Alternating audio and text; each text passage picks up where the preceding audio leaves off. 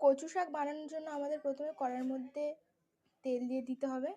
এরপর তেলের মধ্যে দিয়ে দেবো 3-4টে তেজপাতা, শুকনো লঙ্কা 4টে, দিয়ে দেবো কালো জিরে, নাড়াচাড়া করে নেবো।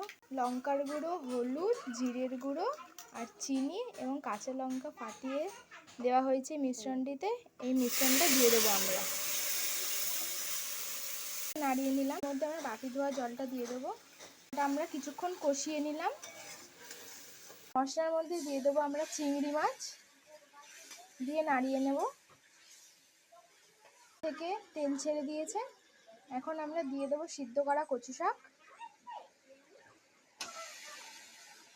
তার সঙ্গে নাড়িয়ে নেব কচু শাককে। কচু শাকটা শুকনো করার জন্য আমি 10 মিনিট পর ফিরে আসছি। ফিরে আসলাম 15 মিনিট পর। এখন কচু শাকটা অনেকটাই শুকনো হয়ে গেছে। শাকটা এরকমভাবে ছাড়িয়ে শুকনো করে নিতে হবে। ফিরে এলাম আরও 5 মিনিট পর। এখন আমাদের কচু শাক কমপ্লিট। আমরা কচু শাকটাকে নামিয়ে নেব। কিন্তু ঠিক কর, দেখতে পাচ্ছ তো একটা কেমন করে। আমাদের কচু শাক এখন রেডি।